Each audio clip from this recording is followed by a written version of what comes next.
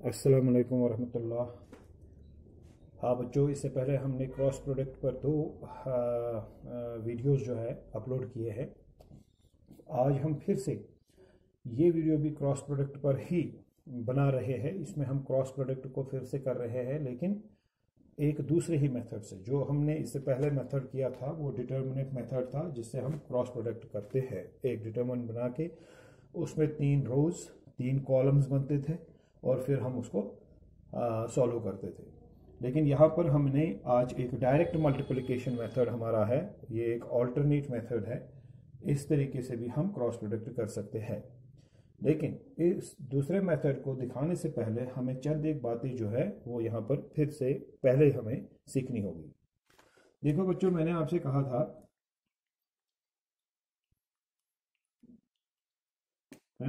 कि dot product commutative होता है। लाइक अगर आप करेंगे अभी ए डॉट बी, तो ये बी डॉट ए के बराबर होता है।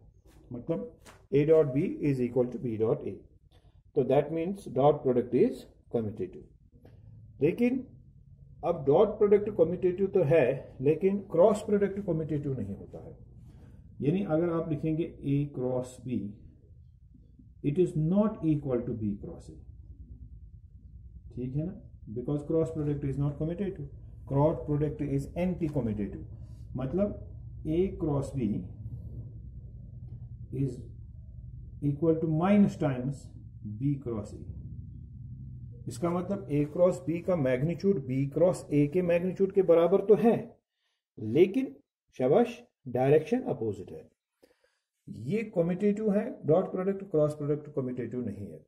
इसका कम्यूटेटिव होना, डॉट प्रोडक्ट का कम्यूटेटिव होना इस वजह से है क्योंकि ये एक स्केलर प्रोडक्ट है। यानी इससे जो रिजल्ट हमें मिलता है वो एक स्केलर क्वांटिटी होती है। डॉट प्रोडक्ट होता ही है मैग्नीट्यूड ऑफ, मान लीजिए अगर आपके पास है ए डॉट बी, तो वो किसके बराबर आएगा? Magnitude of A into magnitude of b into cos of theta. ठीक है ना, तो इसका मतलब ए डॉट बी जो है वो सिर्फ एक मैग्नीट्यूड दे देता है, उसकी कोई डायरेक्शन नहीं होती है। ये एक स्केलर प्रोडक्ट है। मगर क्रॉस प्रोडक्ट एक वेक्टर प्रोडक्ट है। अगर आप ए क्रॉस बी लिखते हैं, जो उसका रिजल्ट आता है वो खुद भी एक वेक्टर क्वांटिटी होता है। आपको मैंने ये पहले ही पढ़ाया है कि अगर ए क्रॉस बी करेंगे, मान लीजिए अब ये जो इसका रिजल्ट आएगा, मान लीजिए वो रिजल्ट है सी, तो ये सी जो है, सी है ए क्रॉस बी के बराबर। ये सी खुद भी एक वेक्टर है। यानी ए क्रॉस बी स्केलर क्वांटिटी नहीं है, बल्कि ए क्रॉस बी वेक्टर क्वांटिटी है, जबकि ए डॉट बी एक स्केलर क्वांटिटी है। और हमने कहा कि अगर इसका मैग्नीट्यूड निकालना हो, चूंकि अब ये वेक्टर क्वांटिटी है, इसका मैग्नीट्यूड भी होगा, इसकी डायरेक्शन भी होगी। इसका मैग्नीट्यूड होगा mod of A into mod of B, शाबाश, into sine of theta, where theta is the angle between, शाबाश, ए एंड बी।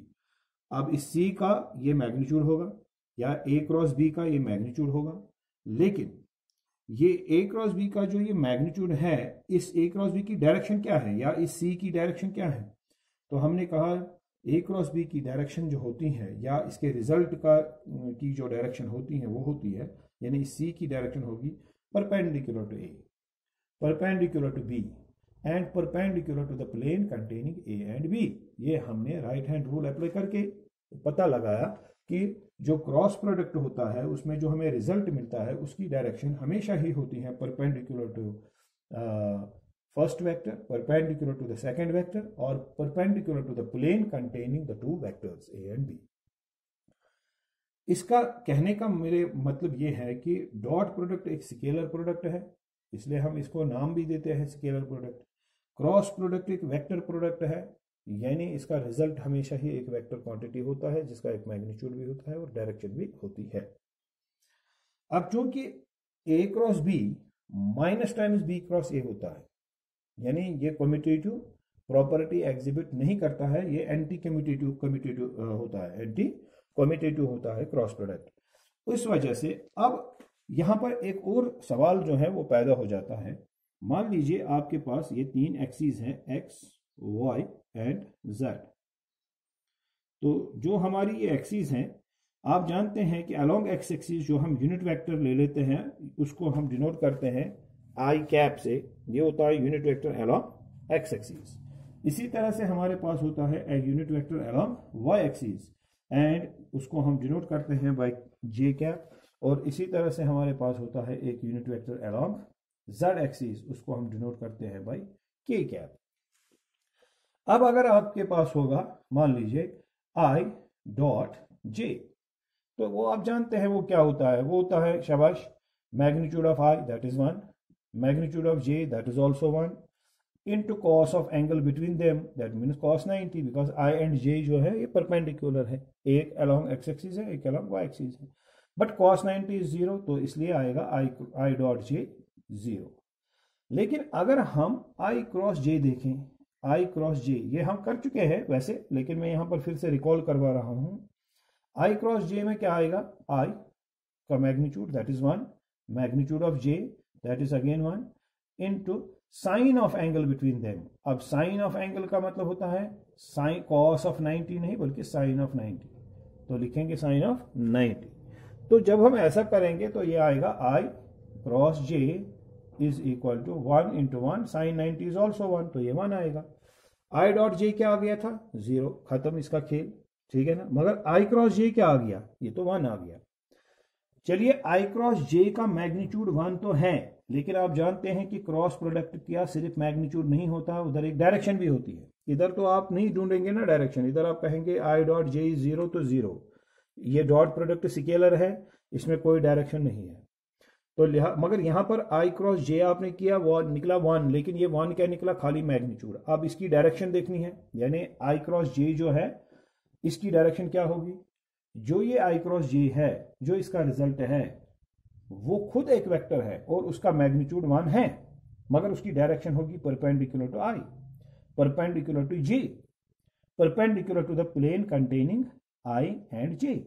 मतलब ये आई क्रॉस जे जो है ये क्रॉस प्रोडक्ट है आई और जे का, और ये जो इसका जो रिजल्ट है उस रिजल्ट का मैग्नीट्यूड क्या है 1 है, और उसकी डायरेक्शन क्या है perpendicular to I, perpendicular to J, perpendicular to the plane containing I and J. अब वो खुद भी एक वेक्टर है, उसकी डायरेक्शन भी है इसके perpendicular and perpendicular to the plane containing I and J, और उसका मैग्नीट्यूड भी है कितना 1। अब आप ऐसा एक वेक्टर ढूंढिए जिसका मैग्नीट्यूड 1 हो मगर जो परपेंडिकुलर हो टू आई, जो परपेंडिकुलर हो टू जे, जो परपेंडिकुलर हो to the plane containing I and J. हाँ शाबाश, ऐसा वेक्टर जिसका मैग्नीट्यूड 1 हो और जो आई के भी परपेंडिकुलर है, जे के भी perpendicular and perpendicular to i and j, that is के।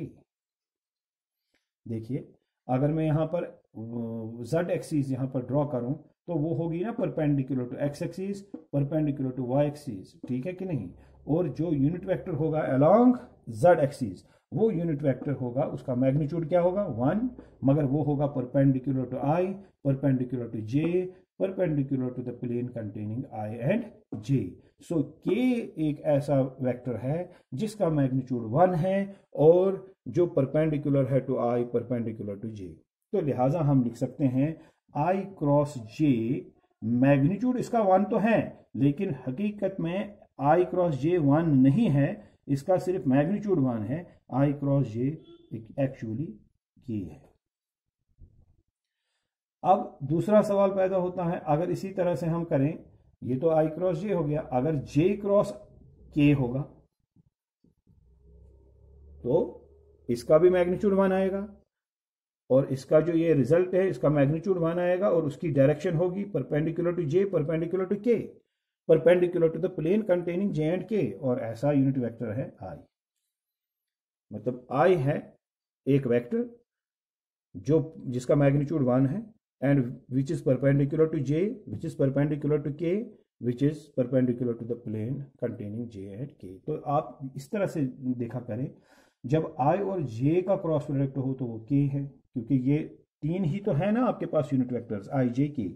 जब 2 का हो तो वो तीसरे के बराबर होता है, 2 का कोई भी 2 हो उनका क्रॉस प्रोडक्ट उस तीसरे के बराबर होता है जो यहां पर इन 2 में नहीं मौजूद होता है।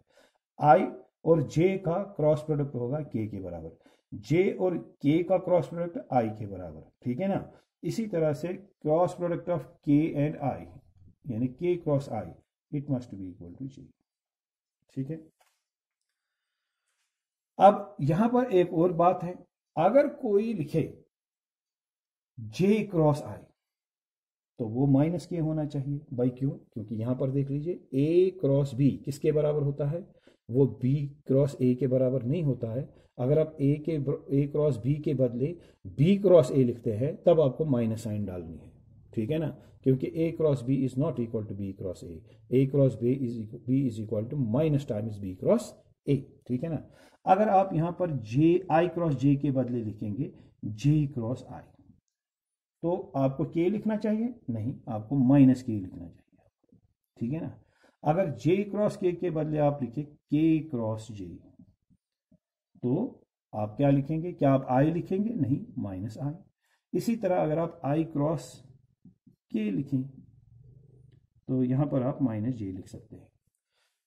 ये दो सवाल तो सॉल्व हो गए हमारे, मगर एक और पॉइंट वहां पर निकलता है। क्या? कि देखिए कोई हमें ये कह सकता है कि भाई आपने लिखा A cross B is equal to शाबाश माइनस बी क्रॉस ए। अगर हम इसको माइनस लिखें तब ये प्लस बनेगा, अगर ये वाला साइड प्लस है तब ये माइनस होगा। ठीक है ना। तो कोई ये भी कह सकता है कि आपने कहा जे क्रॉस आई इज माइनस के, चलो मैं ये आई क्रॉस जे को ही माइनस के लिखूं तब ये वाला साइड मुझे प्लस लिखना है। ठीक है। अगर कोई कहे आई क्रॉस जे इज -1 तो यहां से जे क्रॉस आई आएगा plus, sorry I cross J is equal to minus K. अगर यहां पर माइनस के लिखा जाए, suppose I cross J is equal to minus K, तो यहां से लिखना होगा फिर J cross I is equal to plus K. क्या ये सही होगा?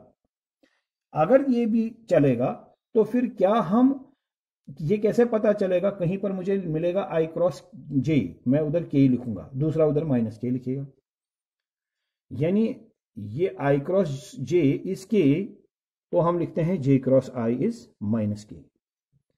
इसके बदले हमने के लिखा, इसके बदले हमने माइनस के लिखा, मगर हम जानते हैं कि A cross B minus B cross A, तो हम यहां से भी माइनस लिख सकते हैं तब ये प्लस बनेगा। क्या यहां पर ऐसा किया जा सकता है कि इसको माइनस लिखा जाए और उसको प्लस? मान लीजिए इस जे क्रॉस के इसको माइनस आई लिखेंगे एंड के क्रॉस जे इसको प्लस आई लिखेंगे, के क्रॉस आई इसको माइनस जे लिखेंगे, आई क्रॉस के, यही दो वेक्टर्स हैं लेकिन उलट पुलट करके इंटरचेंज इनकी पोजीशन उसको हमने किया। पहला वेक्टर था यहाँ पर के, यहाँ पर दूसरा वेक्टर आई, हमने पहला वेक्टर आई रखा, दूसरा वेक्टर के। अगर के क्रॉस आई है जे, आई क्रॉस के है माइनस जे, क्या मैं इधर माइनस लिख सकता हूं फिर मैं इधर प्लस लिखूंगा? जी नहीं। फिर कैसे याद रहेगा आपको कि चलो आई क्रॉस जे के बदले मैंने प्लस के लिखा? ये तो एक कंफ्यूजन क्रिएट कर सकता है कि जब आई और जे के दरमियान क्रॉस प्रोडक्ट हो उधर के लिखना है, लेकिन अब आपको कभी कभी भूल भी जाते हो कि मुझे प्लस के लिखना है या माइनस के लिखना है। जे क्रॉस के आपको पता है कि ये आई आएगा, लेकिन ये प्लस आई आएगा या माइनस आई आएगा ये आप भूल भी सकते हो। के क्रॉस आई ये जे आएगा, लेकिन अगर के क्रॉस आई हो या आई क्रॉस के हो तो आप कभी ये प्लस यहां पर लिखते हो यहां पर माइनस, तो ये कंफ्यूजन हो सकता है। इसको याद रखने का एक आसान सा तरीका आपको मैं बताता हूं, वो ये है।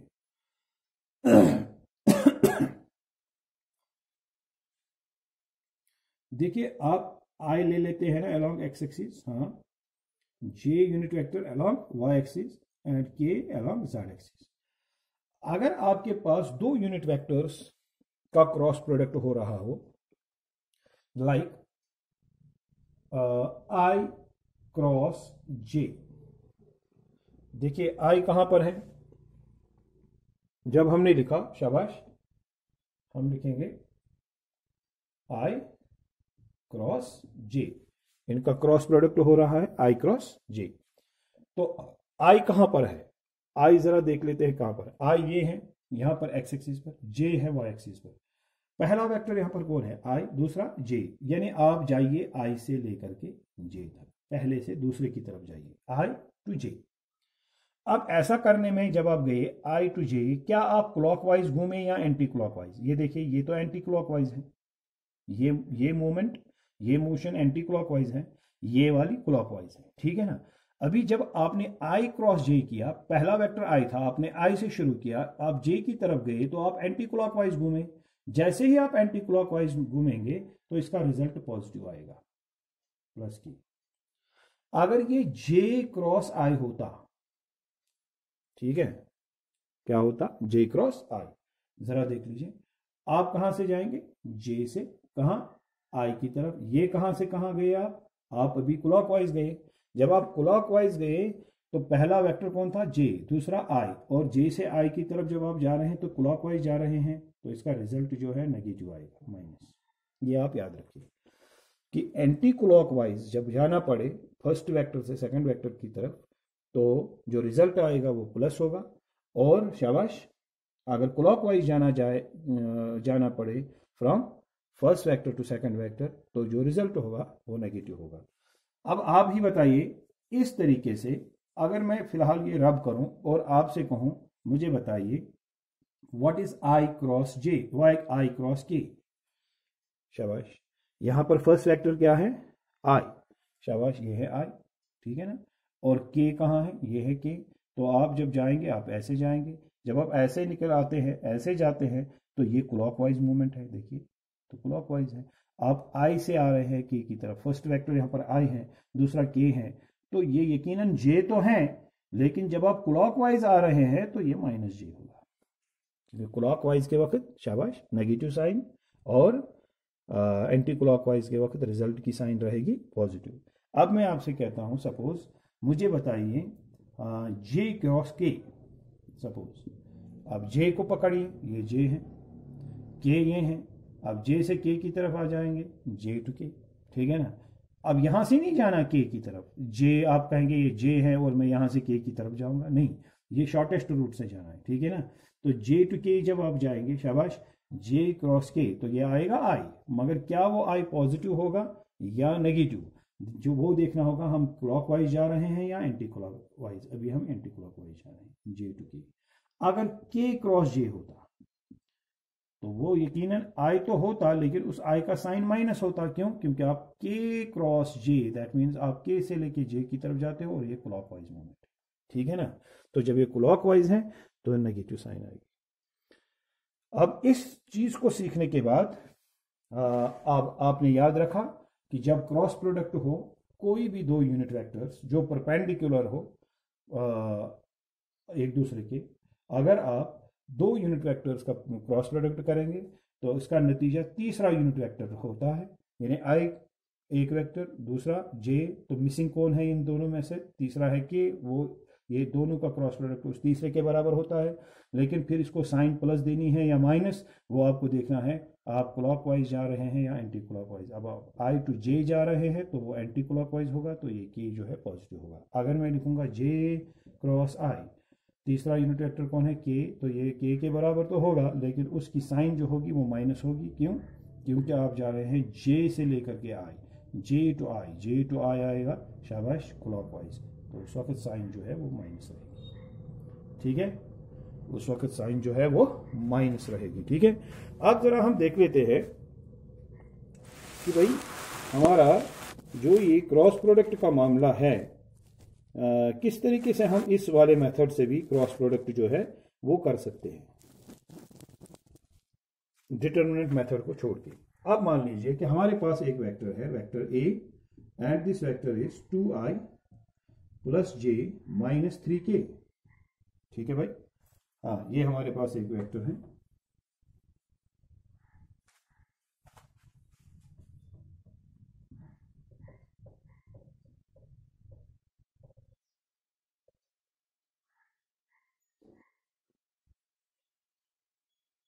अब जरा देख लेते हैं, शाबाश, ये एक वेक्टर हमारे पास है,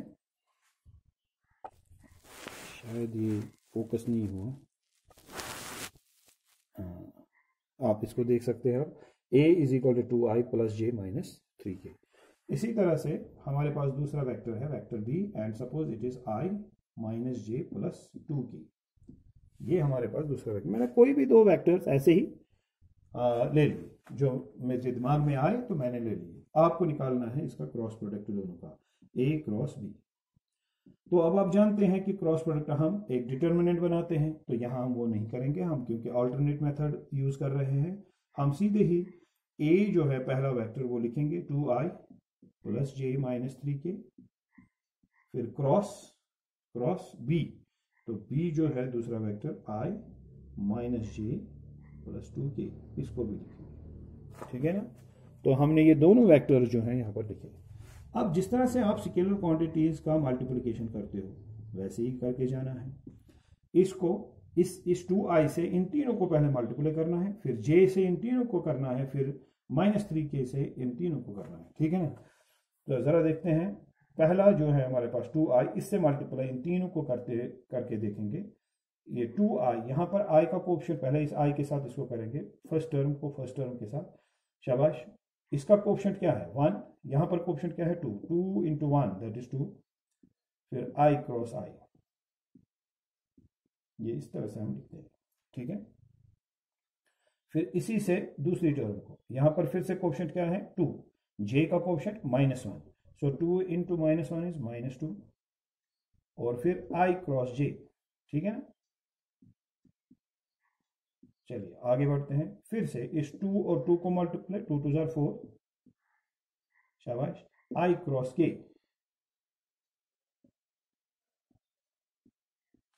ठीक है, i क्रॉस k। आगे बढ़ते हैं, हो गया 2 से मल्टीप्लाई इनका, 2i से। अब इस j से मल्टीप्लाई कीजिए, j का कोएफिशिएंट यहाँ पर क्या है 1, यहाँ पर i का कोएफिशिएंट 1, सो 1 इंटू 1 इज 1, शाबाश, इंटू j क्रॉस i, ठीक है ना। अब यहाँ कोएफिशिएंट 1, यहाँ j का कोएफिशिएंट -1, तो +1 इंटू -1 इज -1, फिर j क्रॉस j, ठीक है ना, फिर +1 into +2 that is 2, j cross k, शाबाश। अब इस -3k से मल्टीप्लाई, इसको भी इसको भी इसको भी, -3, और यहाँ पर कोएफिशिएंट क्या है i का 1, -3 इंटू 1 दैट इज -3, फिर k cross i, minus minus is +3, फिर k क्रॉस j, फिर -6, फिर k क्रॉस k, ये हो गया प्रोडक्ट। अब आगे बढ़ते हैं, नेक्स्ट स्टेप इसका क्या होगा,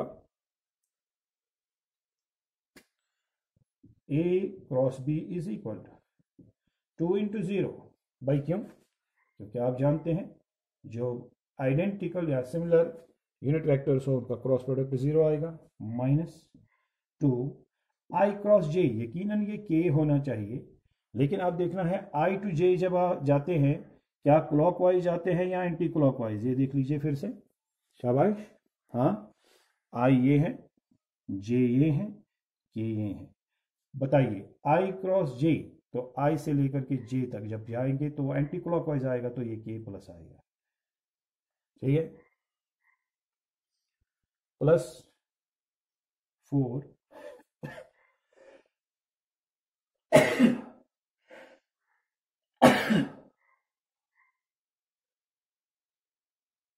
अल्हम्दुलिल्लाह।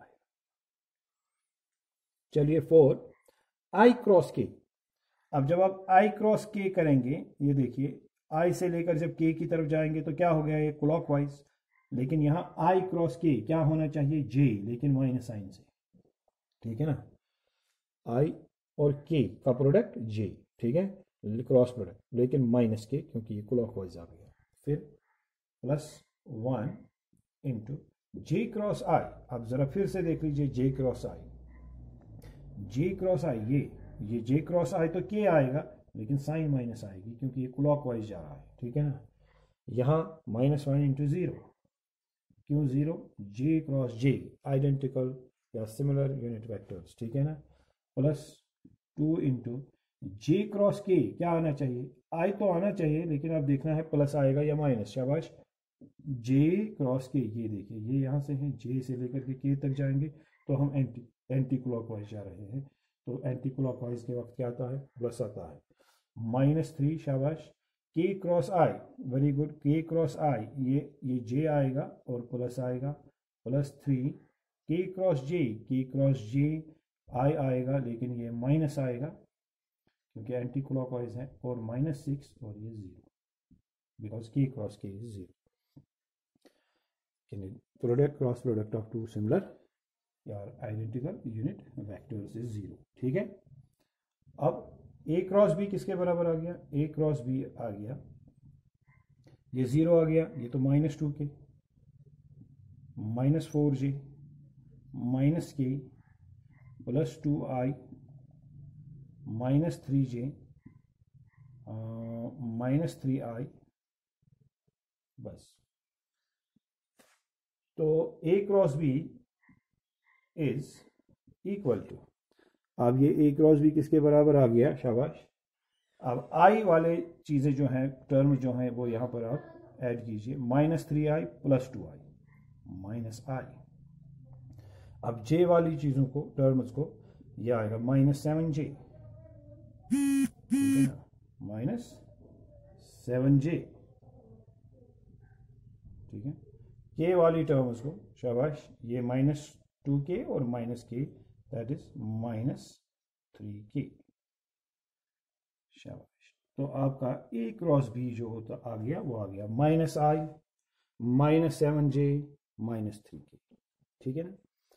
अब इसी तरीके से आप कोई भी दो वेक्टर्स लेंगे a एंड b प्रैक्टिस के लिए, और आप ऐसा भी कर सकते हैं, आप उनका पहले क्रॉस प्रोडक्ट ऐसे कर सकते हैं, फिर उन्हीं का क्रॉस प्रोडक्ट आप डिटर्मिनेंट मेथड से करेंगे, फिर देखिए आपका सेम रिजल्ट आएगा। अच्छा, मुझे बताइए, अगर इस a क्रॉस b का हमने, मान लीजिए, मैग्नीट्यूड निकालना हो तो कैसे निकालेंगे, mod of a cross b is equal to square root of, शाबाश, इसका जो i का कोफिशिएंट है, यानी यहाँ पर क्या लिखा होता है, एक्स स्क्वायर, शाबाश, plus y square plus z square. आपका x क्या है, ये -1 square plus y square, y is -7 square, ठीक है ना, plus z square and z is -3 square. ये इसका a क्रॉस b का मैग्नीट्यूड आएगा। ऐसे आप मैग्नीट्यूड भी निकाल सकते हैं, ये आएगा स्क्वायर रूट ऑफ, ये 1, ये 49 हो गया 50, और ये हो गया 9, वो हो गया स्क्वायर रूट ऑफ 59, ठीक है ना, 59। हमें निकालना नहीं था ये, लेकिन मैंने यहाँ पर किया ताकि आपको थोड़ा सा ये जहन दिमाग में रहे। पहले तो कर चुके हैं, लेकिन इससे थोड़ा सा आपको ये जहन में रहता है। तो it is square root of 59, ठीक है। तो मैंने क्या करने के लिए कहा, मैंने कहा आप वेक्टर्स और ले लीजिए, उनका क्रॉस प्रोडक्ट निकालें, ठीक है ना, और क्रॉस प्रोडक्ट के बाद, क्रॉस प्रोडक्ट दोनों तरीक़ों से निकालें, डिटरमिनेंट मेथड से भी और इससे भी, और फिर देखिए कि आपका रिजल्ट सेम आएगा, ठीक है। तो बाकी दूसरा इंशाल्लाह नेक्स्ट वीडियो जो होगा, वो वेक्टर्स पर जो है हम खुल के न्यूमेरिकल सॉल्व करेंगे। नेक्स्ट 1-2 वीडियोस उसमें हो सकते हैं, ठीक है। फिलहाल के लिए इतना ही। Thank you very much.